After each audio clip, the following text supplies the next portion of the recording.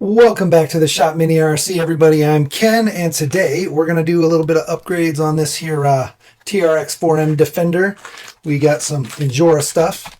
Not a lot, just the new Injora Servo, new-ish. We've had it for a little bit, just haven't had time to get it in. So we got the Injora Servo, servo horn, and mount, and then also the shocks. These guys right here are the 53 millimeter. They just came out with, I believe, 58s. We haven't gotten those yet, but we will at some point. So we're going to go ahead and just get these shocks in here and get this servo in here and see how they work.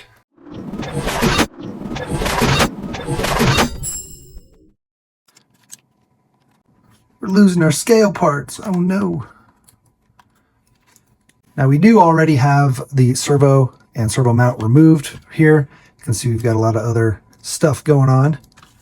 But we're going to need to get this guy in there.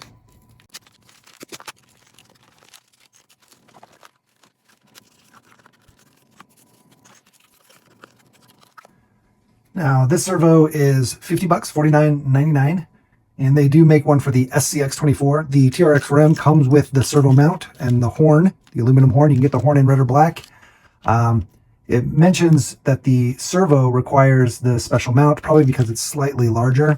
That's one thing we noticed. We have to trim the servo mount a lot of times, or the servo down just a little bit to get it to fit into the mount on other brands. So they go ahead and give you the mount, which is nice, and then the horn, the aluminum horn, which is nice as well. So that's pretty sweet. Should fit right into your stock rig, no issues. So we're going to install it and find out. This guy is a coreless servo. It's 6 volts all the way up to 8.4, so that's cool. Not that it's going to matter here, but when we upgrade the electronics, we can go to 8.4, or we can do a direct power servo, basically with a battery, or we can try to use a BEC from the battery to it as well. The torque on this guy seems pretty good, torque and speed. I'll go ahead and show the stats right here. And then it's a 25 tooth spline, so a lot of the other servos from the other brands that are the high-end servos all use that same spline. So that's pretty sweet. Now we're going to go ahead and just mount this guy up, and then we'll see where we are with the fitment. I'm hoping I can do this without taking the whole thing apart. I don't want to have to take everything. Although we can pull the shocks, I guess. That'll help drop it down. We can get the servo in there. Let's do that. So taking the shocks out, links come out with it, makes it come right out, super easy. We're using the stock plastic housing right now, so these tabs just kind of clip into here, these plastic tabs here. It is nice that the servo mount comes with the smaller screws, these small flat screws, the countersunks. I don't know if you can see them, but they are pretty small. They actually screw in right here if you're using like an aluminum axle. So instead of, because you can't bend these on an aluminum axle, you can just slide it over and then you put the screws in. Super simple. It's actually super nice when you've got the servo already installed. Our horn fell out, but once the servo's already installed, you can't get these clips out. So with an aluminum axle, you can just pop those 2 screws out and the whole servo mount comes out with the servo. You don't have to pull the servo mount out, or the servo out of the mount and then the servo mount off. You can literally just unscrew those 2 screws and the whole thing comes off, which is pretty sweet. We're going to go ahead and throw our servo in. One thing I do wish with these servos was that the wire was coming out the other side. That would have been super nice, so that the wire came out the back versus coming out the front, but it is what it is. I know it's kind of hard to change up the whole servo just for the TRX4M, but that would have been cool. So yeah, this just goes in just fine and dandy. Like I said, a lot of times when you try to take a aftermarket servo, one of the larger ones, and stick it into the mount, it doesn't fit quite right. And you can make it fit. You just got to trim the mount a little and trim the servo ears just a tiny bit so that the screw will sit in closer. But this mount solves all of those issues, so that is pretty sweet. It's direct drop in. And so far, we're not going to put our horn on yet because we don't know where our servo is centered.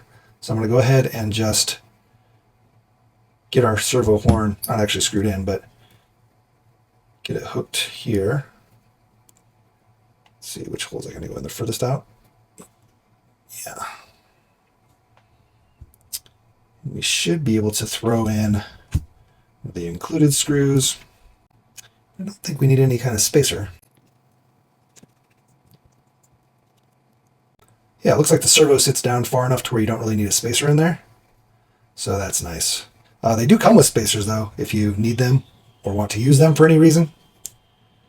But I think we should be good here. We are probably going to need to Loctite this guy though. Otherwise that'll be falling out.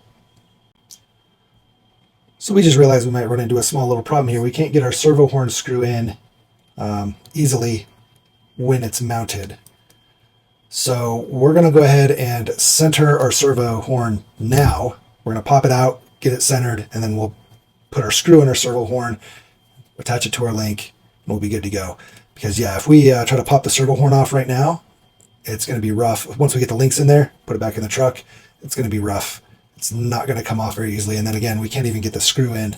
So we're going to, like I said, we'll pull this out, center our servo first, and then we'll throw it back into the servo mount once our horn is screwed in. All right, we're all plugged in. We're all turned on. You can see our trim's a little off here, so we'll go ahead and center our trim on our remote. Okay. And then you can see it was a little off, so we'll go ahead and center it on here as much as we can, as close to center as possible. We'll put our screw in. I think we're good. And again, we're going to put the tiniest bit of Loctite on there. Just a little dab, just to make sure it doesn't go anywhere. If this were a plastic horn, we would not do that because the Loctite can destroy the plastic. It'll eat away at it. Even just the fumes of the Loctite. And we should be good there.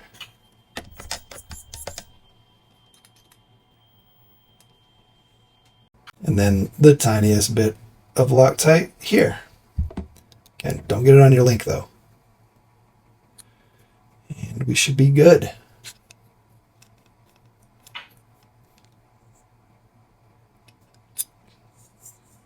Okay, sweet. Now we just need to get our links back in and we'll be golden. All right. Nice and snug there.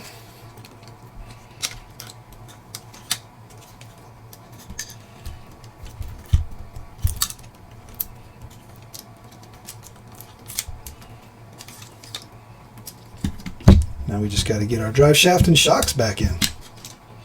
Our new shocks. And now it's shock time.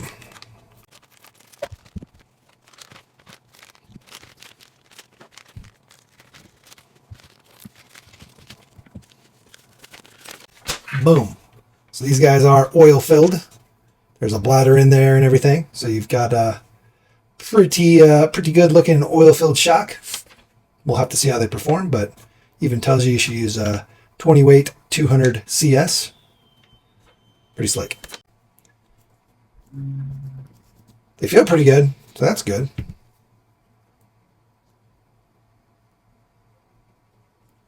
Yeah. Those are nice. All right, let's get all of our ball joints in.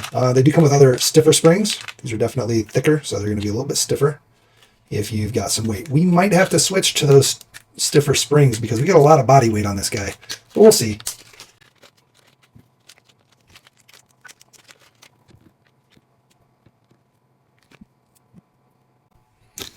Yeah, we'll just have to see on those when we get there. We're going to start with these, and if they don't seem to be enough, then we'll switch to those. We're okay with it sitting kind of like half droop. This is kind of where we want our shocks to sit when we're with our body and battery and everything, when we're ready to run, just a little bit there. That's kind of ideal.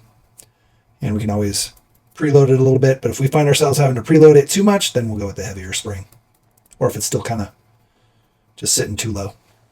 So this is very odd. The ball joints do not want to fit into the upper eyelet. They will not push through. I mean, I can maybe force it with some pliers, but even when I feel like I try to force it with pliers, it does not want to go. So I'm not sure on that one, and they're all the same. They're all the same. Let's see, you see I can test them. It just does not want to go through. Not even close.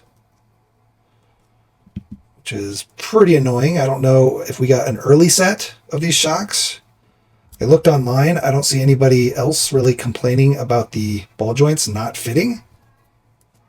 I mean, they came with 1, 2, 3, 4, 5, 6, 7, 8, 9, 10, 11 of them. So I kind of have to assume that they didn't. Oh, that one fit. What is going on? Maybe we're just getting unlucky when we grab them. Right, that's a large. That's a large. All right, I'm dumb. There we go.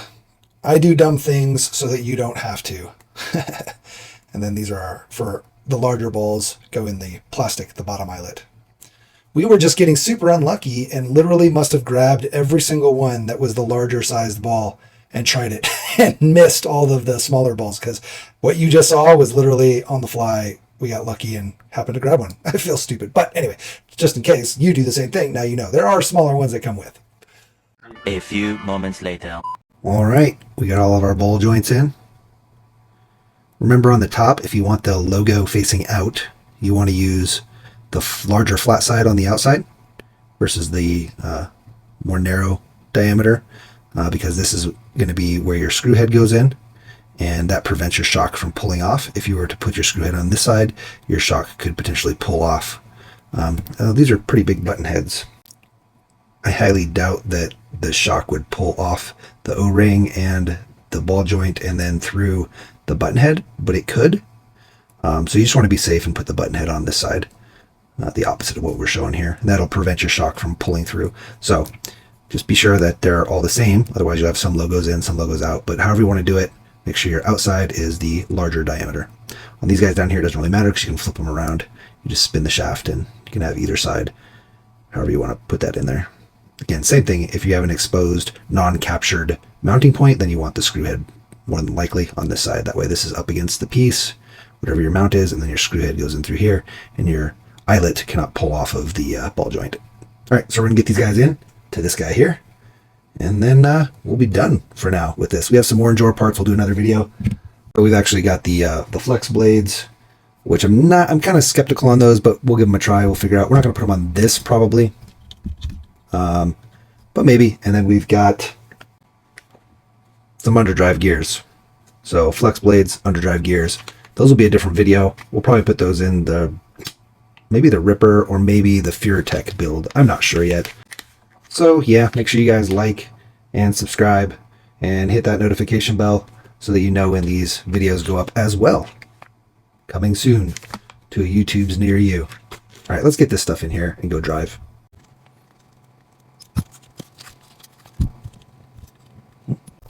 So we kind of we had the same issue here. We had to put these like spacers on here. So I'm kind of curious if maybe I can just use the extra ball joints here as spacers. Or we can just use what we already have since we're going to be doing this on the back as well. We'll just do that. We'll use what's here.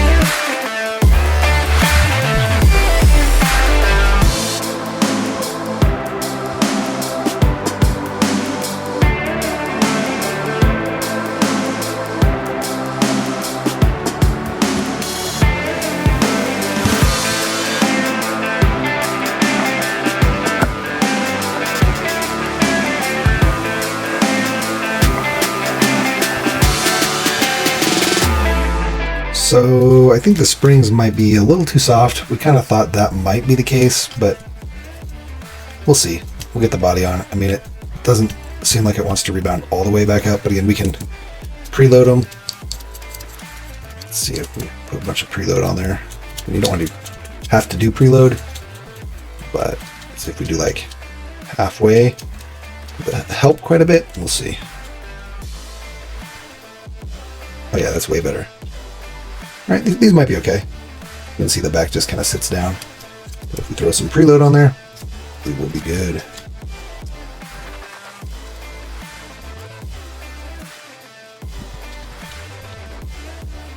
Yeah. All right, let's plug our servo in. We'll reroute this guy, make it nice again. Power on this thing seems real good. That's pretty nuts. Yeah, we might need those stiffer springs.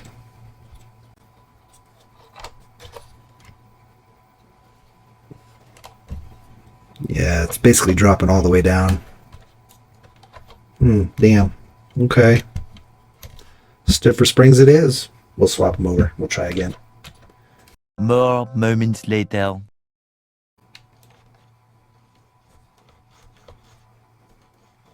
Seems better with those. Still kind of almost wants a little bit stiffer springs. You can see we're pretty preloaded on the back here. A little bit on the front. I don't know.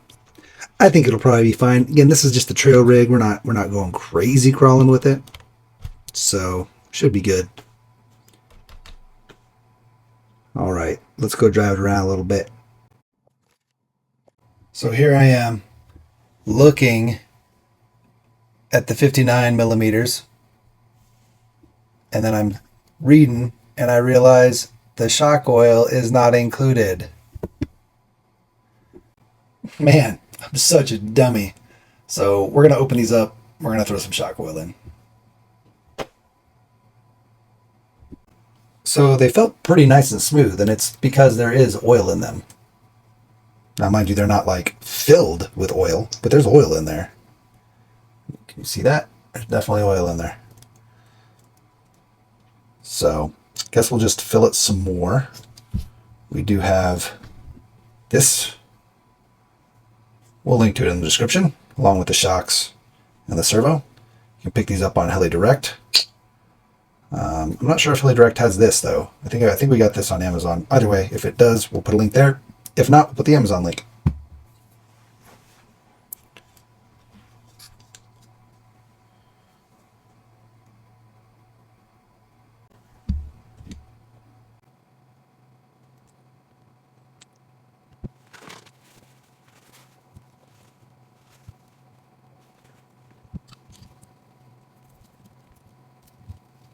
I mean,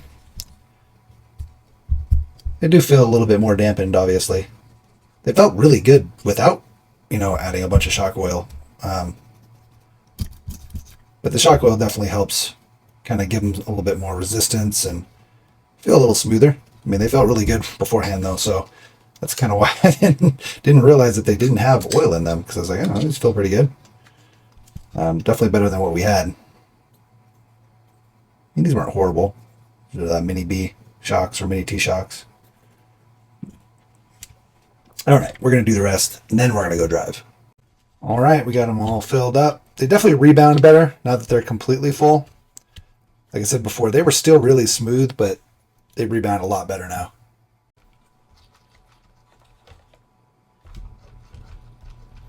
We're probably going to switch out these tires at some point because they're not very scale. The mudslingers, they're just fun. But yeah, seems good. I mean, this is a heavy body. We got tons of stuff on there, extra wheel and tire, like. I have to go get it on some trails or rocks.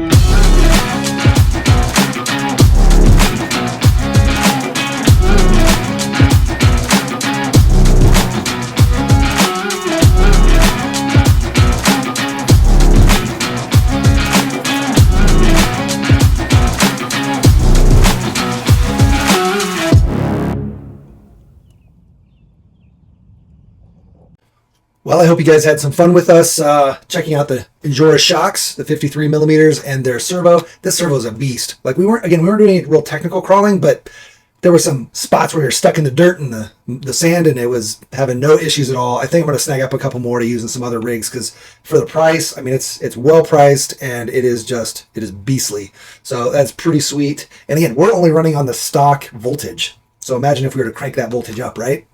And then these shocks here, they're doing the job. They're doing the job. The 53 millimeters. We do have 58s coming that we're going to use probably on the Ripper. We'll see if they're too long on the Ripper or not.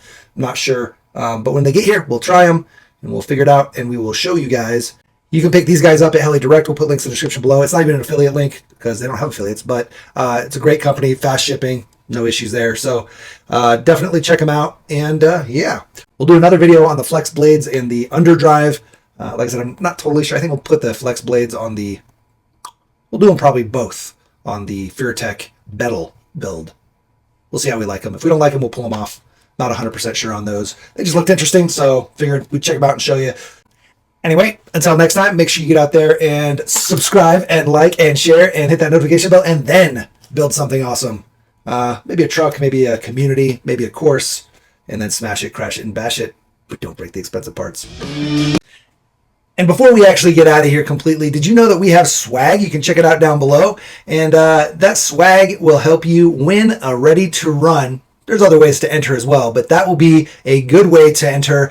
If you picked up some swag and then send us a photo of you wearing that swag and running your mini RC, you're going to get a much better chance at winning a ready to run. And we'll have more details on that coming up in the future when we do our official video for that contest. Also, we have channel subscriptions. Basically, this allows you to sign up and get extra perks on the channel. Things like early viewing of the videos with no ads on them, all the way up to getting sticker packs and one-on-one help if you have issues with trucks or cars or have questions. Also, you get to see member-only posts when we do member-only posts that nobody else gets to see. So if you're interested in that, definitely check out the channel subscription. There's a little join button down below, and that'll give you all the information you need. All right, guys, we'll see you next time. Take care.